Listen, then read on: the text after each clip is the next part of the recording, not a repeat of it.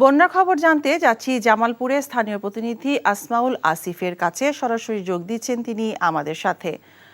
আসিফ, প্রতিদিন তো নতুন নতুন এলাকা প্লাবিত হচ্ছে, তো জেলা প্রশাসনের পক্ষ থেকে কি এই বন্যার্তদের জন্য কোনো সাহায্য বা সহযোগিতা পাঠানো হচ্ছে?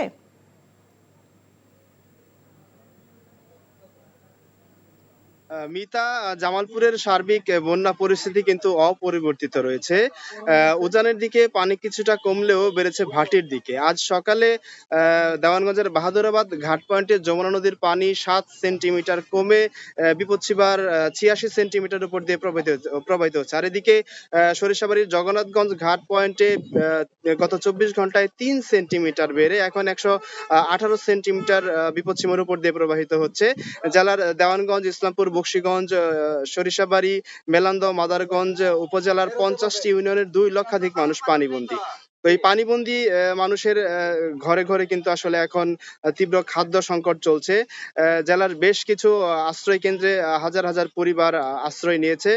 তবে ঠিক সেভাবে কিন্তু আসলে ত্রাণ তৎপরতা লক্ষ্য করা যায়নি। যারা আশ্রয় কেন্দ্রগুলোতে অবস্থান নিয়েছে বা তীরবর্তী এলাকাগুলোতে রয়েছে, তাদের মাঝে কিছুটা ত্রাণ পৌঁছালেও যারা বিশেষ করে যমুনার দুর্গম দ্বীপচরগুলোতে অবস্থান করছে, তারা কিন্তু ত্রাণ সহায়তার আওতার বাইরেই থেকে যাচ্ছে। দুর্গম হওয়ার জন্য সেখানে সহজে যাতায়াত করা যাচ্ছে না। আর এদিকে নলকূপগুলো তলিয়ে যাওয়াতে কিন্তু দুর্গত এলাকায় তীব্র সুপেয় পানির সংকটও রয়েছে। আমি যে সমস্ত দুর্গত এলাকা ঘুরে দেখেছি, তারা প্রত্যেকেই জানিয়েছে তাদের শুকনো খাবার খেয়ে থাকতে হচ্ছে। এর মধ্যে তারা দাবি জানিয়েছে তাদের রান্না করা খাবার বা রুটি এই ধরনের খাবার তাদেরকে সরবরাহ করার জন্য। প্রশাসনের পক্ষ থেকে জানানো হয়েছে এ পর্যন্ত 320 মেট্রিক টন চাল এবং 4000 প্যাকেট শুকনো খাবার বন্যার দুর্গতদের জন্য বরাদ্দ দেওয়া হয়েছে। মিতা, এই ছিল জামালপুর থেকে বন্যার সর্বশেষ খবরাখবর। এখন জন্ম সনদ দিয়ে খোলো বিকাশ স্টুডেন্ট অ্যাকাউন্ট। নিজের বিকাশ নিজে কর। আমরা এখন যাচ্ছি সিরাজগঞ্জের স্থানীয় প্রতিনিধি শরীফুল ইসলাম ইন্নার কাছে। ইন্না, বন্যার কারণে নিচু এলাকাগুলোর এখন পরিস্থিতি কেমন আমাদেরকে জানাবেন।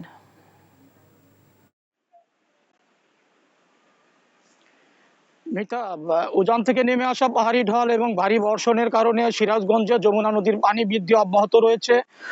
গত 24 ঘন্টা নদীর পানি 3 সেন্টিমিটার বেড়ে বিপৎসীমার 61 সেন্টিমিটার উপর দিয়ে প্রবাহিত হয়েছে।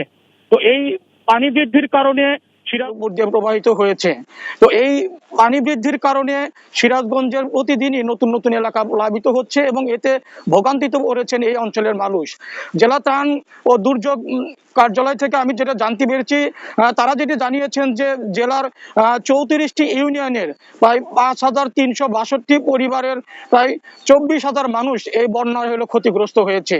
তো জেলার আমাদের সিরাজগঞ্জের যে কাজীপুর রয়েছে, সিরাজগঞ্জ সদর, বেলকুচি, শাহজাদপুর এবং চোহালি, এই 5টি উপজেলার 49টি শিক্ষা প্রতিষ্ঠান বন্ধ হয়ে রয়েছে। এই বন্যার পানি কারণে শিক্ষা প্রতিষ্ঠানে বন্যার পানি প্রবেশ করেছে এবং 6,500 হেক্টর ফসলি জমি ইতিমধ্যে বন্যার পানিতে তলিয়ে গেছে। তো আমি যেখানে দাঁড়িয়ে আছি, এটি সিরাজগঞ্জ সদর উপজেলার সাতিয়ানতলী গ্রাম।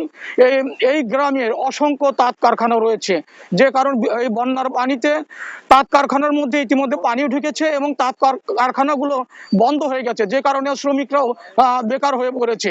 তো প্রতিদিনই এই এলাকায় নতুন নতুন এলাকা প্লাবিত হচ্ছে। বন্যার কারণে মানুষের যে দুর্ভোগ, মানুষের ঘরের ভিতরে যেতে পারছে না, অনেকে বাঁধে উঁচু স্থানে আশ্রয় নিয়েছে। তো এই ছিল সিরাজগঞ্জ থেকে আমার কাছে সর্বশেষ। এখন জন্ম সনদ দিয়ে খোলো বিকাশ স্টুডেন্ট অ্যাকাউন্ট। নিজের বিকাশ নিজে কর। ভাই সিদ্ধান্ত লই হেলাইছে বিয়ার কাম কা সারি হেলাই কে কোন আন্নের লাগো এবারিত মাসের 20 দিন ছাগল খাম ফ্রি। আলহামদুলিল্লাহ বিয়া হয়ে গেছে।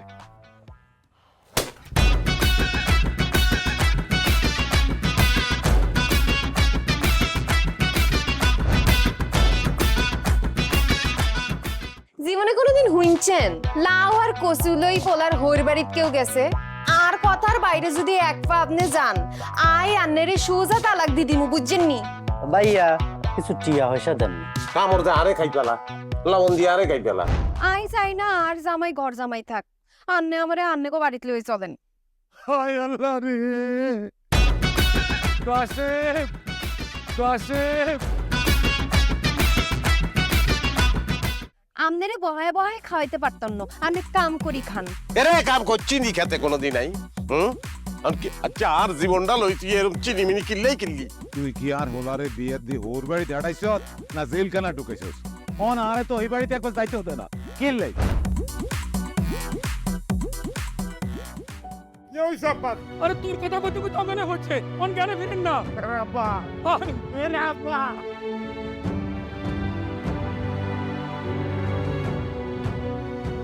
ওরে আর ডঙ্গের কথা রে, আমরা বলি স্বামী স্ত্রী। শুনেন, আন্নে আর কাগজের স্বামী, মনে প্রাণে ন। সরি আন্নে কালকে ও নাইগারে এতিমের লাইন হারাইতে চলে গেছেন। এত রান্না টিয়া হয়েছে ক্যাশ কিচ্ছু দিয়ে যান না। আর আব্বুল্লাহকে একবেলা কথা কইছেন না হাইলে কলজে হাঁড়ি পড়ি যাইও ভাই।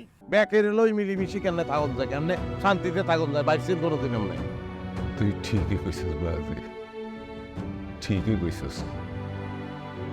তুই আয়সার লোকে করি আয় আর কোনো দিকে চাইবার সুযোগ হয়নি, কোনোদিন ভাবিও না। অথচ মানুষ এই দুনিয়াত বাঁচতে গেলে আরো যে মানুষ লাগে সেটা তো আমি জানতাম না।